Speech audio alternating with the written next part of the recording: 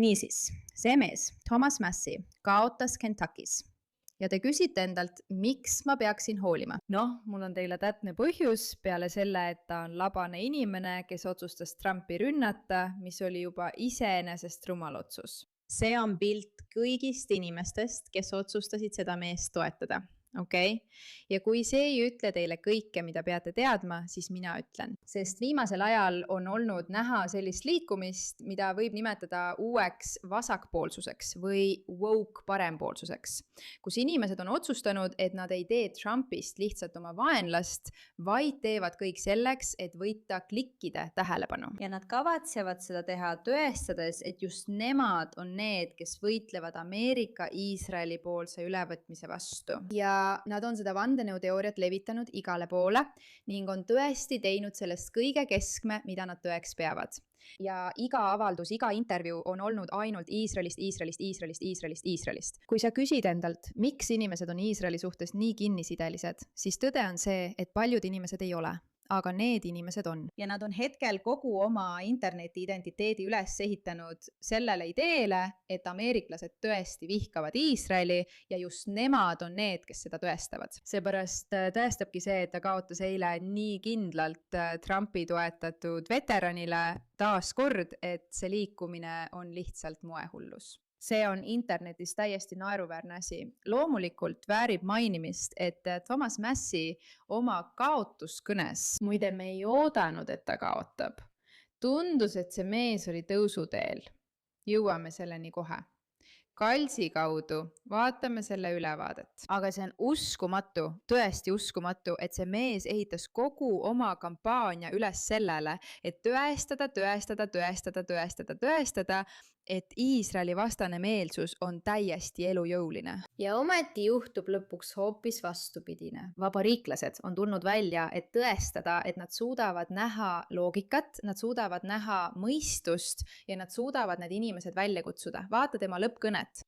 Ma oleksin varem välja tulnud, aga pidin oma vastasele helistama ja kaotust tunnistama.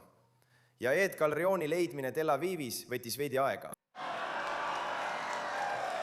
Näete, isegi kui ta kaotab, on ta nagu, tead mis, teeme kogu selle asja lihtsalt nii, et Iisrael, Iisrael, Iisrael, Iisrael, Iisrael. Ja inimesed on sellest ausalt öeldes nii tüdinud ja väsinud, et ma ei oskagi teile öelda. Okei.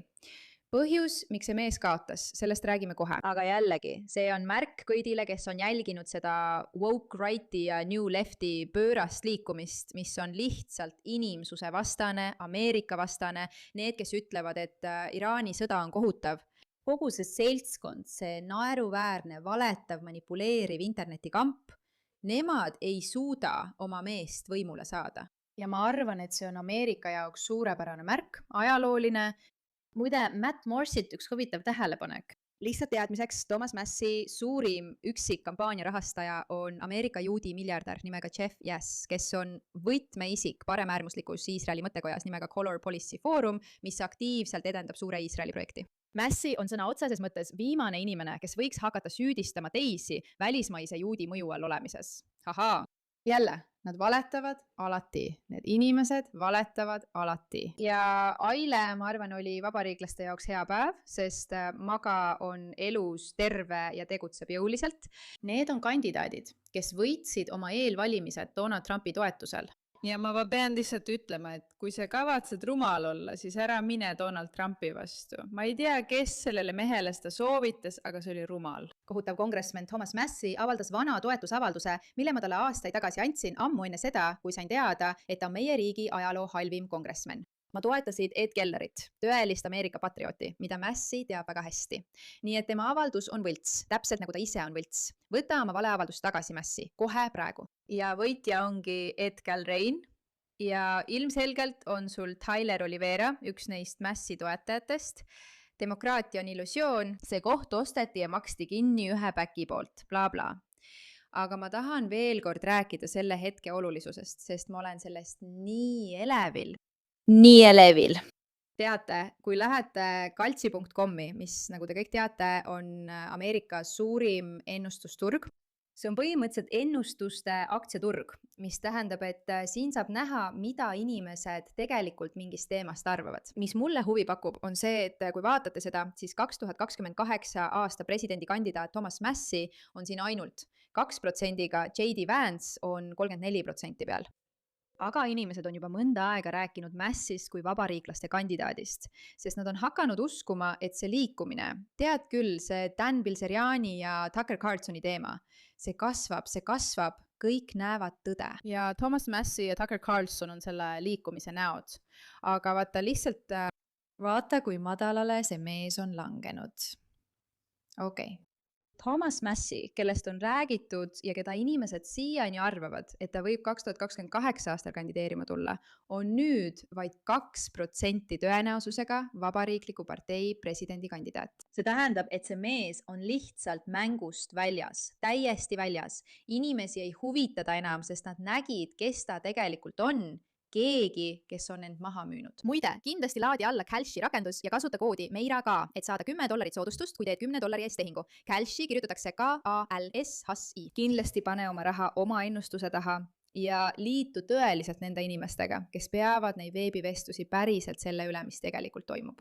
Ma leidsin, et see oli lihtsalt uskumatult huvitav, et nii kaua oleme selle vale lõksu langenud. See vale, et see grupp, see üksus, need inimesed ongi tõesti uus Ameerika. Ja ometi tulid eile nende eelvalimiste ajal ameeriklased välja, näidates, mida nad tegelikult tunnevad ning et nad näevad Tom Massi valedest otse läbi.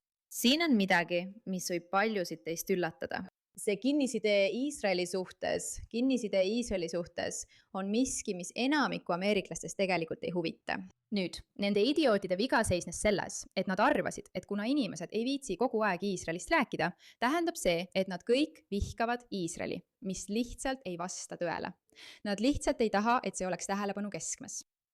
Ja see grupp neid naeruväärseid isikuid, kes on suutnud kõike väänata ja pöörata, tema kaotus on selle tõttu. Tema võit oleks olnud selle tõttu. Kui ta oleks võitnud, oleks see olnud sellepärast, et Iisraelil ei õnnestunud teda kukutada. Ja kuna ta kaotas, siis see on sellepärast, et AIPAC-il õnnestus.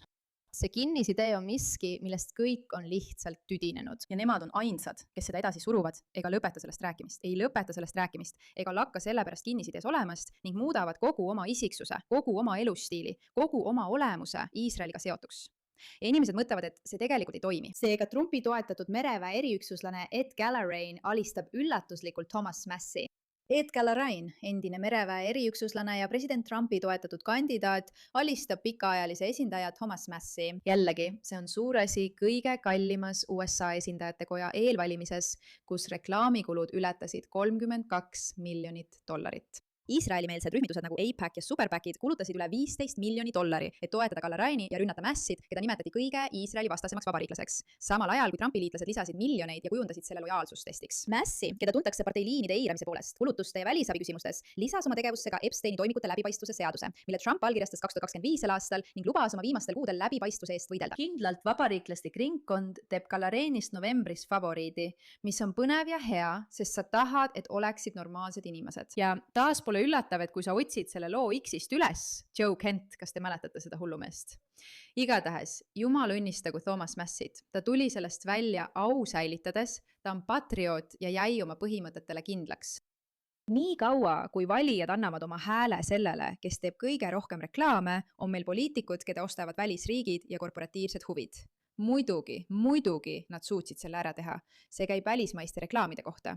See käib nende inimeste kohta, kes kontrollivad. Võib-olla on asi selles, et Kentucky inimesed on tüdinenud kellestki, kes näib olevat mingi grupi poolt ära varastatud. Kellestki, kes on valmis oma hinge maha müüma, et kinnisideeliselt tegeleda millegagi, millel pole Kentuckyga tegelikult mingit pistmist. Võib-olla inimestele tõesti meeldivad need otsused, mida Trump teeb ja võib-olla meedia kinnisidee nende isikute suhtes surub peale vale narratiivi, mida enamik inimesi näeb läbi. Ja tegelikult meeldib neile mõte, et neil on liitlased, kes on valmis koos nendega sõdima. Ning see ei pea olema kõige keskmes ega kõike hõlmav. Igatahes, tervitused Tucker Carlsonile, kelle kandidaadi soovituste tulemus on 0 võitu ja 5 kaotust. Massi kaotas, Peter pedofiilia võitis. Kentucky peab olema väga uhke. Vaadake neid, kui halvasti neil läheb. muidugi, Thomas Massi, täna on Epstein File Transparency Acti 6. aastapäev, mille taga ta väga tugevalt seisis. Vaata seda, see on nii piinlik, et tema kaotuskõne räägib Iisraelist. See lihtsalt tõestab seda ikka ja jälle, nad lihtsalt ei suuda end tagasi hoida. See ongi kogu platvorm, see ongi kogu asi. Ja tõde on see, et inimesed on lihtsalt nii tüdinenud sellest, et neile öeldakse, et nad hääletavad millegi poolt, mis on Ameerika-meelne, kui tegelikult saad aru, et see ei ole üldse Ameerika-meelne. See on sõna otseses mõttes lihtsalt Iisraeli vastane. Tema kaotuskõne ei räägi Kentucky inimestest ega sellest, kui pettunud ta tunneb, et nad alt veeti. See on hoopis võimalus teha Iisraeli ja Ed Kellereini pihta torge ja see on üsna kurb. Minu arvates on see tõesti üsna kurb. Loomulikult räägib Alex Jones sellest, kuidas kogu see asi on seotud Epsteini toimikutega. Igatahes, me pole veel Tom Macy'st lahti saanud, sest on võimalus, et ta on piisavalt rumal, et proovida kandideerida vabariiklaste kandidaadina. Ja oldem ausad, räägime sellest korraks otse. Kui nad valivad kellegi, kes kandideeriks sellel anti-Trumpi, anti-Iisraeli ja anti-välisliitude platvormil, siis see saab olema Tucker Carlson. See ei saa kunagi olema Massi. Me nägime seda juba Kelshi puhul. See lihtsalt ei ole nii. Lihtsalt ei ole. See ei saa kunagi olema see Thomas Massi tüüp. Aga ta ei saa sinna midagi parata. Ta on jõhker võimuihaleja. Nii et ta naudib seda täiel rinnal.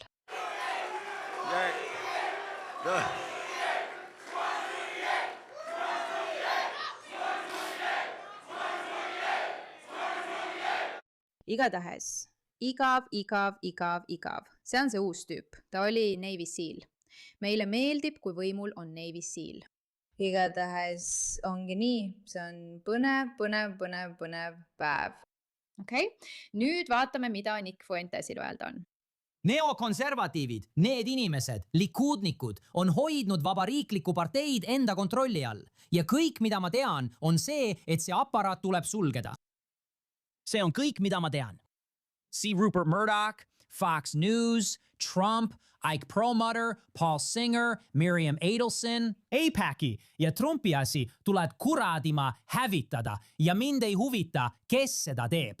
See võib olla James Fishback, see võib olla Thomas Massi, see võib olla Steve Bannon, see võivad olla demokraadid. Näete, siin ta räägib sellest, kuidas see Thomas Massi asi vabariiklased ei peaks seda tähistama, sest see on lihtsalt tõestus sellest, kui palju nad kontrollivad. Aga tegelikult tõestab see hoopis seda, et inimesed on sellest tüdinenud. Nad on lihtsalt tüdinenud, nad tahavad inimesi, kes tõesti hoolivad Ameerikast ja kes ei pea Iisraeli vihkamist tähtsamaks. Lihtsalt nii ongi praegu. Ja kui Nick Fuentes ütleb, et kuulge, vabariiklased, see on probleem, siis tegelikult võib-olla see ei olegi nii. Võib-olla on see hoopis midagi, mida tähistada. Sellepärast peaksitegi Thomas Macy'st hoolima. Pole vahet, kus te olete. See tuletab meile meelde, et sellised inimesed, kes on kinnisideeks võtnud vihkamise, külvamise ja lõhestamisest rääkimise, on täielikult langenud tõeliste vaenlaste propaganda ohvriks ja on asja tuumast täiesti mööda pannud. Aga tänu jumalale ameeriklased mõtlevad endiselt ise, inimesed suudavad endiselt manipulatsioonist läbi näha ja neid huvitavad tegelikult inimesed, kes neid ja nende vajadusi esindavad. Aitäh, kui te sellele teemale tähelepanu pöörate.